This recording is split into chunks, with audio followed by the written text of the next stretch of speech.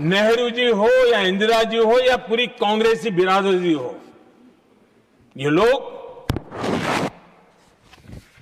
भारत के लोगों को समस्या मानते हैं। आदरणीय सभापति जी, मेरे कई कोटेशन मिलेंगे। मैंने दुनिया के सामने कहा है, देश के सामने कहा है, और कहा है इसलिए नहीं, ये मेरा कन्विक्शन है। अरे चुनौतियां कितनी ही क्यों ना हो, 140 करोड़ समाधान हमारे पास है। नमस्कार दोस्तों, आप सभी का बहुत बहुत स्वागत है हमारे YouTube चैनल रॉयल बुलेटिन पर। प्रधानमंत्री नरेंद्र मोदी राज्यसभा में राष्ट्रपति के अभिभाषण पर धन्यवाद प्रस्ताव पर चर्चा का जवाब दे रहे थे। इस दौरान उन्होंने कांग्रेस पर कई बार तंज कसा। पीएम मोदी ने अपने संबोधन के दौरान पूर्व प्रधानमंत्री इंदिरा गांधी का एक किस्सा सुनाया, जिसमें उन्होंने योजना आयोग की कार्यशैली को लेकर नाराजगी जताई थी। पीएम मोदी ने इंदिरा गांधी के एक भाषण का हवाला देते हुए कहा कि वह खुद जानती थी कि योजना आयोग सही तरीके से काम नहीं कर रहा है, लेकिन उन्होंने इसे सुधारने के लिए कोई काम नहीं किया।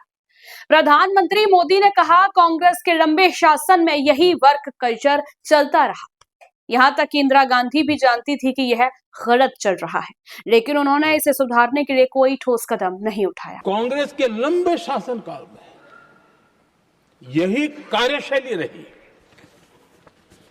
और जिसको इंदिरा जी खुद जानती भी थी कि ये पाप चल रहा है, लेकिन इस कार्य संस्कृति को सुधारने के लिए उन्होंने कोई कदम नहीं उठाया। और इंदिरा गांधी जिस प्लानिंग कमीशन की धज्जियां उड़ा रही थी, उसके जन्मदाता उनके स्वयं के पिताजी थे। पीएम मोदी ने आगे कहा कि यह और भी दुर्भाग्यपूर्ण था कि जिस योजना आयोग की विश्वसनीयता को कमजोर किया गया, उसकी नींव खुद इंदिरा गांधी के पिता पंडित जवाहरलाल नेहरू ने रखी थी। इसके बावजूद कांग्रेस सरकारों ने संस्थानों को मजबूत करने की बजाय उन्हें राजनीतिक स्वार्थों के लिए कमजोर किया। प्रधानमंत्री ने कहा कि उनकी सरकार ने सत्ता में आते ही इस जड़ हो चुके सिस्टम को बदलने का फैसला किया। हमने सबसे पहले योग्य, युवा और प्रतिभाशाली अधिकारियों को जिम्मेदारी दी। उन्हें पूरे 3 साल का समय दिया गया ताकि वे बिना दबाव के काम कर सकें। पीएम मोदी ने बताया कि सरकार ने एक के बाद एक निर्णायक फैसले लिए और उसका असर आज साफ दिखाई देता है। हमने कांग्रेस की कार्यशैली को बदलने के लिए, जब मैंने देखा कई ऐसे काम थे अटके पड़े हुए, कोई पूछने वाला नहीं थे फाइलों में, और पॉलिटिकल फायदे के लिए अनाउंसमेंट कर दिए, दिए जला दिए, पत्थर लगा दिए, करना कुछ नहीं।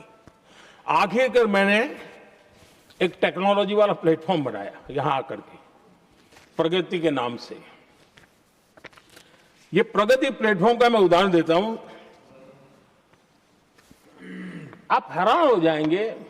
मुझे एग्जैक्ट याद नहीं है, लेकिन शायद हिमाचल में एक ट्रेन उन्होंने पार्लियामेंट में घोषित की थी, शायद ऊना और कोई।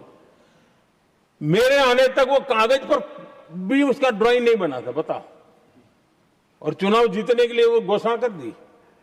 प्रगति के अंदर मेरे सामने विषय आया, ऐसे कई विषय मेरे सामने आए, और उस प्रगति के अंदर हमने एक एक प्रोजेक्ट क्यों अटके हुए, कॉस्ट किस डिपार्टमेंट की काम में क्या मुसीबत आई है, किसने गलत तरीके से इसको आगे बढ़ाया, और बजट तो बढ़ता ही गया था। जो योजना 900 करोड़ में होनी थी वो 90,000 करोड़ तक पहुंच जाए, ये हाल करके रख दिया था इन्होंने।